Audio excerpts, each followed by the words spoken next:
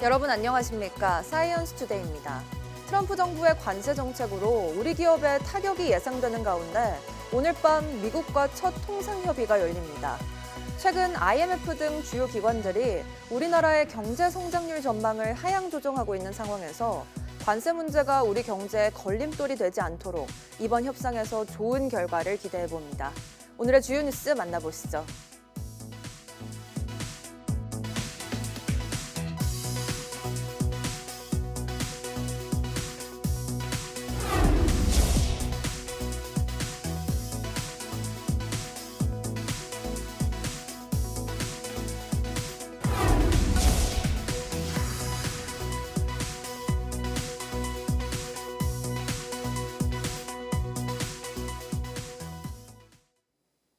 평년 기온을 되찾은 날씨 속에 오늘은 전국이 대체로 맑다가 오후부터는 북쪽 찬 공기의 영향으로 바람이 강해지겠습니다.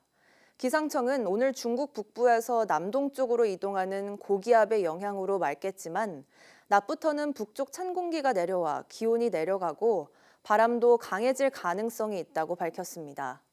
오늘 아침 서울 기온은 11도로 어제와 비슷하겠고 낮 기온은 20도로 어제보다 3도가량 낮을 것으로 보입니다. 이와 함께 낮부터는 바람이 점차 강해지면서 순간 풍속이 초속 15m 안팎에 이르는 곳도 있겠습니다. 기상청은 찬 공기의 영향으로 기온이 계속 낮아져 금요일인 내일 아침에는 서울 기온이 7도까지 떨어질 것으로 내다봤습니다. 어제 낮 수도권 일대에서 햇무리가 떴다는 제보가 YTN에 잇따랐습니다. 햇무리는 햇빛이 대기 속 수증기에 비치면서 해의 둘레에 마치 무지개가 둥글게 나타나는 현상을 말합니다. 또 저기압이 다가오면서 대기에 습기가 많아지는 것을 의미하기도 합니다. 기상청은 지상 3km쯤에 형성된 중층운의 수분 입자에 빛이 투과하면서 산란하는 것이라고 설명했습니다. 기후변화에 따른 해수 온도 상승 때문에 전 세계 산호초의 84%가 백화현상에 시달리는 최악의 상황이 벌어지고 있습니다. 영국 가디언은 미국 산호초 감시기구를 인용해 2023년 1월 이후 최소 82개국에서 백화현상이 관측됐다며 이같이 전했습니다. 백화현상은 산호에 서식하는 작은 조류가 사라지면서 나타나며 계속되면 성장이 더뎌지고 질병에 취약해져 결국 폐사하게 됩니다. 산호초 감시기구 측은 비교적 안전한 곳으로 간주했던 인도네시아 서부나 홍해 북쪽에서도 백화현상이 나타났다며 이제 지구상에서 산호초가 안전한 곳은 없다고 말했습니다. 세계 최대 산호 군락인 호주 그레이트 베리어 리프에선 최근 9년 사이 6번의 대규모 백화 현상이 발생했습니다.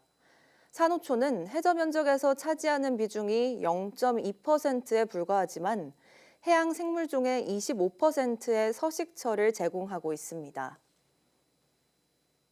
인공지능이 우리 삶 곳곳에 활용되면서 전 세계는 인공지능 각축전을 벌이고 있습니다.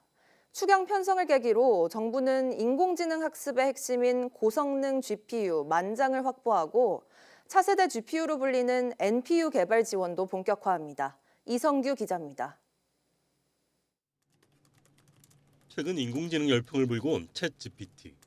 챗GPT의 인공지능 학습에는 10,000개가 넘는 고성능 GPU가 사용됐습니다. 인공지능의 성능은 양질의 방대한 데이터를 미리 학습하는 것에 좌우됩니다. GPU는 병렬 처리 방식으로 여러 개 연산을 동시에 처리해 인공지능 학습시키는 데 유리합니다. 전 세계가 고성능 GPU 확보에 사활을 걸고 있는 것도 이 때문입니다. 이런 흐름 속에 추경안을 계기로 정부는 올해 안에 1조 4천억 원 규모의 고성능 GPU 만장을 확보하기로 했습니다. 지금 추경에 반영됐듯이 AI 컴퓨팅 인프라, AI를 구현할 수 있는 시설, 설비, 시스템 이런 것이 완비되는 게 가장 시급했고 이와 함께 인공지능 특화 반도체로 불리는 신경망 처리 장치, 즉 NPU 개발 지원에도 적극적으로 나섭니다. 그래서 이번에 GPU와 함께 그 NPU를 같이 결합해서 성능을 내는 그런 작업도 함으로써 미래에 이 MPU를 적극적으로 국가가 수용하는. 현재 MPU는 국내 스타트업도 개발해 주목받고 있는데 MPU 성능을 검증할 기반 시설을 구축해 상용화를 앞당기겠다는 겁니다. MPU는 인간처럼 생각하는 인공신경망 구조를 활용해 빅데이터로 수집된 방대한 정보를 처리하는 것을 목적으로 합니다. 특히 애초 그래픽 처리 용도로 개발된 GPU와 달리 MPU는 인공지능 연산에 특화돼 효율은 높으면서 가격은 대폭 낮출 수 있습니다. 세계 GPU 시장은 엔비디아가 독점한 가운데 MPU 개발이 인공지능 경쟁력 확보에 새로운 모멘텀이 될지 기대됩니다. YTN 사이언스 이성규입니다.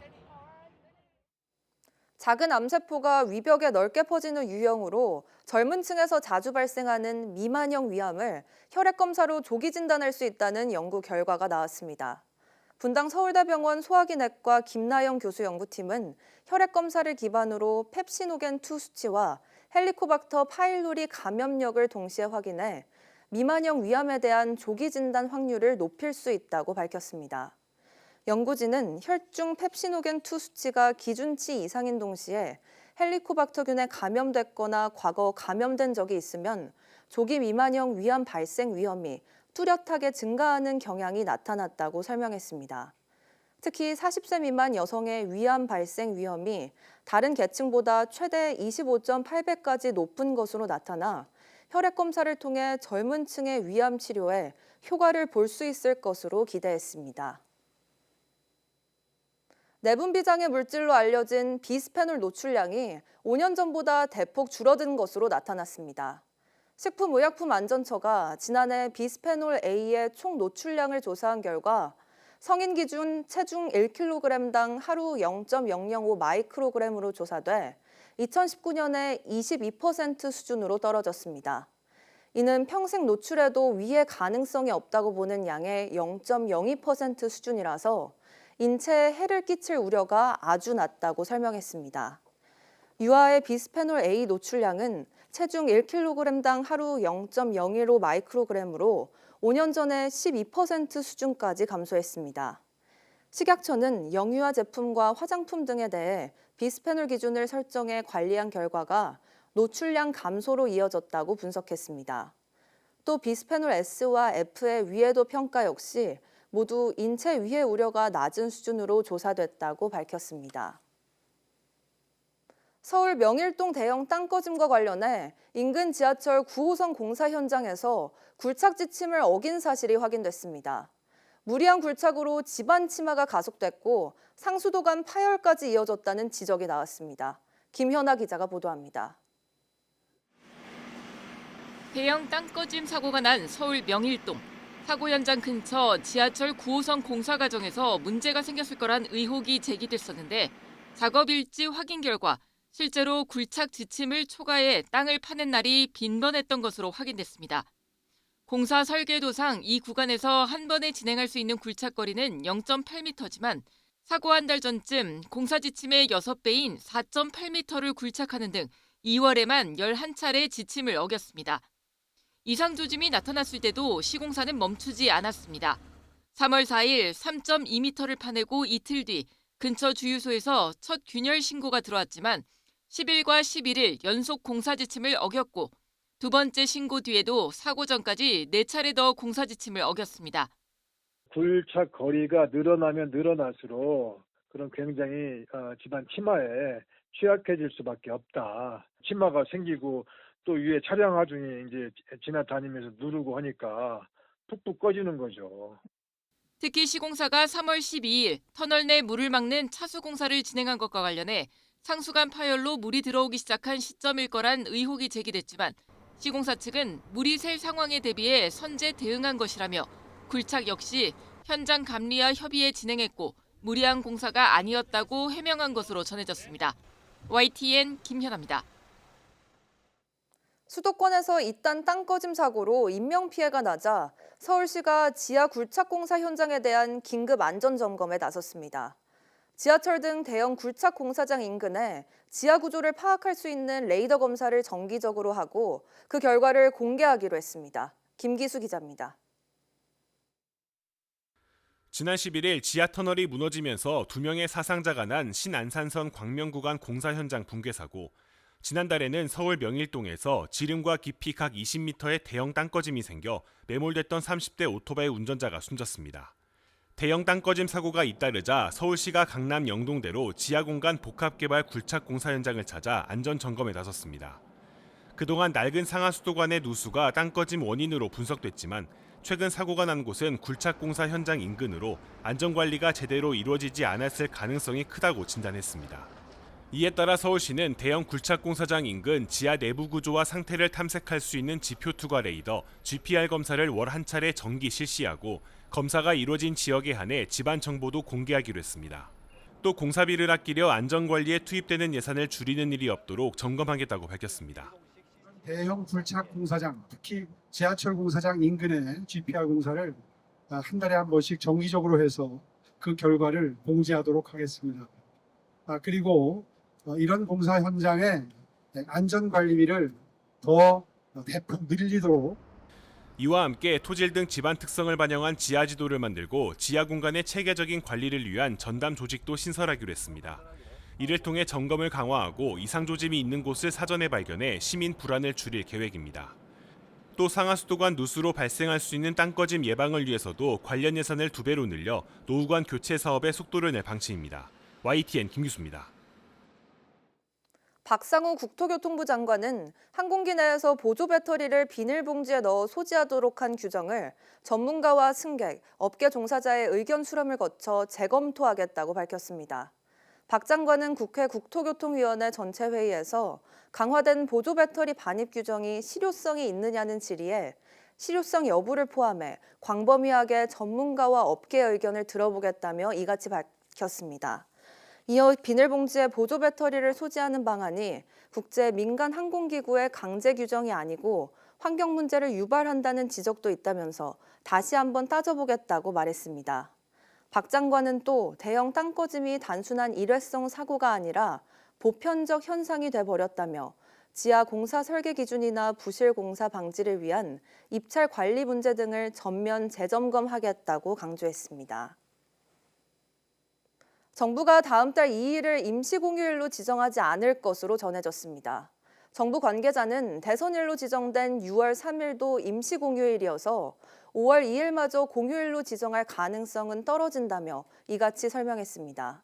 최근 경제계를 중심으로 5월 2일이 임시공휴일로 지정되면 5월 1일 근로자의 날부터 주말인 3일에서 4일, 5일 어린이날, 6일 대체 공휴일까지 6일간 연휴가 이어질 수 있다는 전망이 제기됐습니다.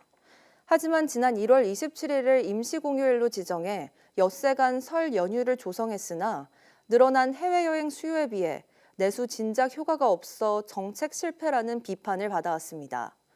정부 내 이러한 분위기도 5월 2일을 임시공휴일로 지정하는 데 부정적인 영향을 미친 것으로 보입니다. 중앙선거관리위원회가 이번 대선과 관련해 선거법 위반을 단속하기 위해 AI 딥페이크 특별대응팀을 가동합니다. 선관위는 딥페이크 영상 위법 게시물 등 확산을 차단하기 위해 지난 9일부터 중앙과 시도 선관위에 특별대응팀을 운영하고 있다고 밝혔습니다. 특별대응팀은 위법 게시물을 상시 모니터링하고 파급력이 큰 악의적인 영상 유포자는 고발하는 등 엄중하게 대응한다는 방침입니다. 공직선거법상 90일 전부터 선거일까지 선거운동을 위해 인공지능 기술 등을 이용해 딥페이크 영상 제작, 편집, 유포, 상영 또는 게시가 금지되는데 위반 시 공직선거법에 따라 7년 이하의 징역형 등에 처할 수 있습니다.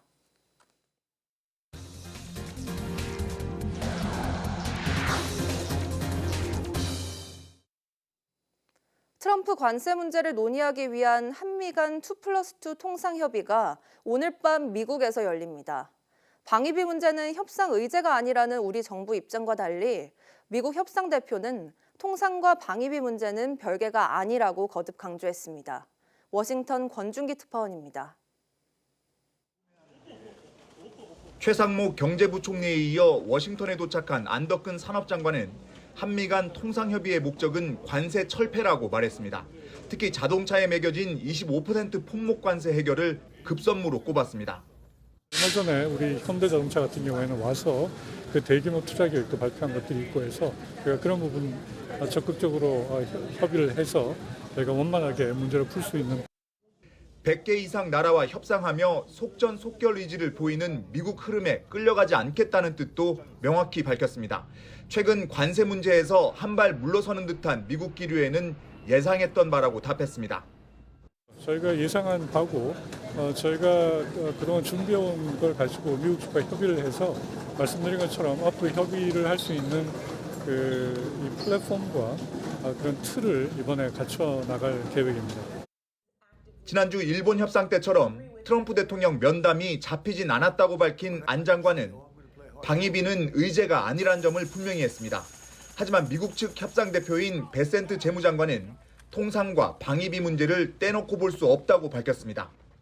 If the United States continues offering security guarantees and open markets, then our allies must step up with stronger commitments to shared defense.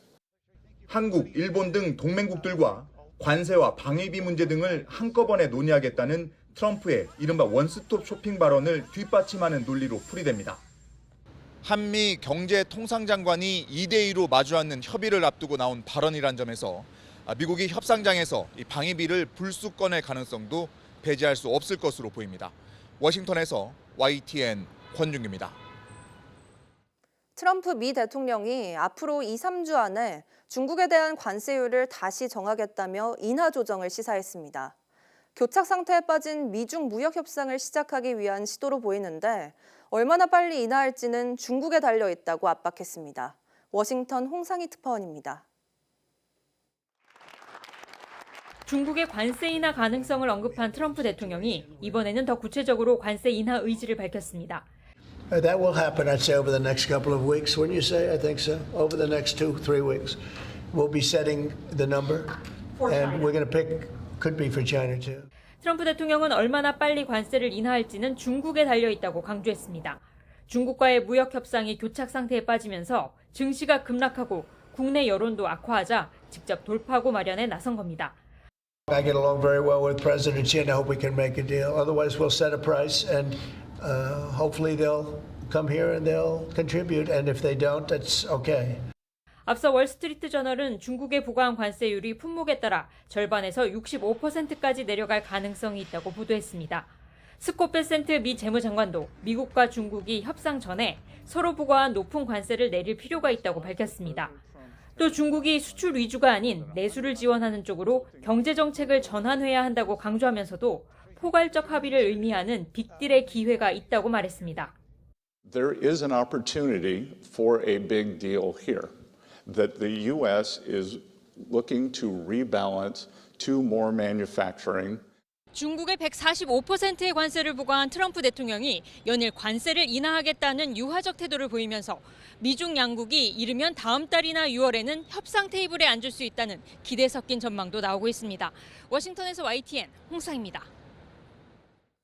유럽연합이 미국 애플과 메타에 이른바 갑질 방지법을 위반했다며 1조 원 넘는 과징금을 부과했습니다. EU 집행위원회는 현지 시간 23일 디지털 시장법 위반 조사 결과를 발표하고 애플에 5억 유로, 우리 돈 약 8,133억 원, 메타에는 2억 유로, 우리 돈 약 3,252억 원의 과징금을 부과하기로 했다고 밝혔습니다. 또 조사 결과 드러난 위반 사항을 60일 이내에 시정하라고 명령했습니다. 집행위는 애플의 자체 규정인 외부 결제 유도 금지 조항이 법을 위반했다고 판단했습니다.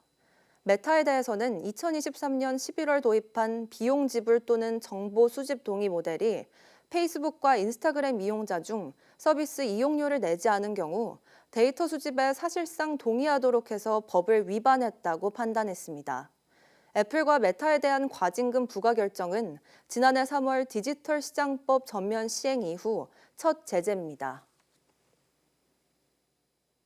요즘 쌀값이 치솟고 있는 일본에서는 정부가 비축미까지 방출하고 있지만 소비자들이 체감할 만큼 효과가 나타나지 않고 있습니다. 비축미 입찰에 대형 업체만 참여할 수 있게 제한한 것이 주요 원인으로 꼽히고 있습니다. 도쿄에서 김세호 특파원의 보도입니다. 쌀 코너를 둘러보지만 부쩍 오른 가격에 선뜻 손이 가지 않습니다. 비축미까지 방출됐다고 하는데 어지간해서는 슈퍼에서 구경조차 어렵습니다. 出てないもんね。政府前の米10何万トン出てるって言うんだけども全然出てないですよ。一般こういうねスーパーさんには。じゃあどこ行ってんのかな。 일본 정부의 비축미 방출에도 15주 연속 쌀값은 상승했는데 입찰에서 유통까지의 문제점이 지적되고 있습니다. 일본 정부는 비축미 입찰 자격으로 1년 동안 쌀 구입 수량이 5,000톤 이상으로 전국 농업협동조합과 같이 도매업체와의 판매 계획이 있거나 계약을 맺은 대형 지파업체로 정해놓고 있습니다. 일본 정부가 전매를 막으려고 도매업자들끼리는 비축미 거래를 못하도록 했는데 이게 오히려 도매업자들의 비축미 확보를 제한해서 시장에 쌀이 풀리는 속도가 더딥니다. 특히 일반 슈퍼 등 소매점에 도달한 비축미는 전체 0.3%에 불과한 것으로 조사됐습니다. 大手の集荷業者さんとお取引がないところにはやっぱり行き渡らないっていうのは一つの課題だと。例えば3割は必ず小規模の小売店に出すようにとか。 비축미 운송 시스템이 제대로 갖춰지지 않아 유통이 늦어진 점도 요인으로 꼽혔습니다. 備蓄米倉庫も東北に多く存在しているということもですね、事情としてあり、なかなかトラックの手配なんか難しかったりする部分もあったんだろうと思います。 일본 정부는 3차 비축미를 방출하면서 뒤늦게 도매업자 간 비축미 거래도 인정하기로 했습니다. 이 같은 대책에도 비축미 유통이 원활해지기까지는 상당한 시간이 걸릴 것으로 보여 쌀 가격 상승은 당분간 이어질 수 있다는 전망이 나옵니다. 도쿄에서 YTN 김세호입니다. 로마 시대 검투사가 사자와 싸웠다는 직접적 증거가 처음으로 발견됐습니다.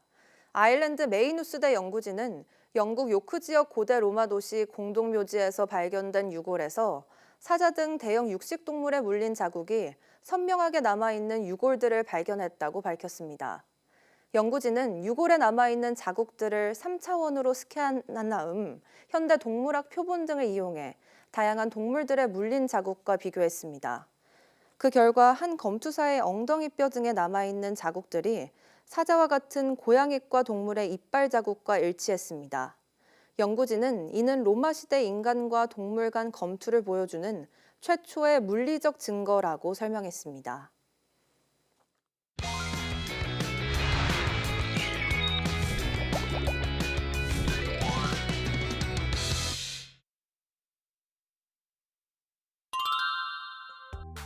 사실 요즘인데요. 왜냐하면 이제 제가 그 긴 수련 과정을 거치고 선임연구원이 되어서 이제 저희 학생들을 이제 지도하면서 한 3년 정도 시간의 연구 끝에 최근에 좀 논문들이 출판이 되고 있습니다. 그래서 그 제가 지도를 한 학생이 그 훌륭한 연구 결과를 발표했을 때 굉장히 큰 보람을 느꼈고 그래서 또다시 이런 그 연구를 지속할 수 있는 원동력이 되는 것 같습니다.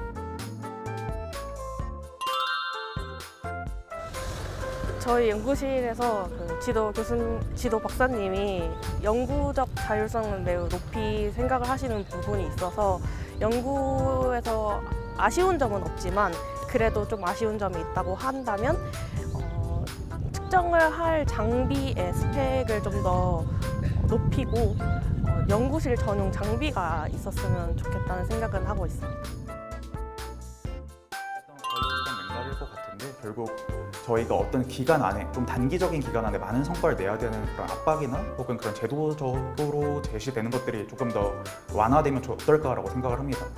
뭐 제가 나왔던 대학에서도 현재는 이제 각자 실패했던 경험을 제시를 한다거나 혹은 그런 거를 이제 서로 공유하면서 그런 게 큰 문제가 아니다라는 식의 지금 가치관 혹은 뭐 뷰를 가져가고 있는데 이제 기간 제한이나 혹은 성과에 대한 압박 없이 조금 더 본질적인 문제들에 조금 더 집중할 수 있도록 제도가 개선되면 어떨까 생각을 해봅니다.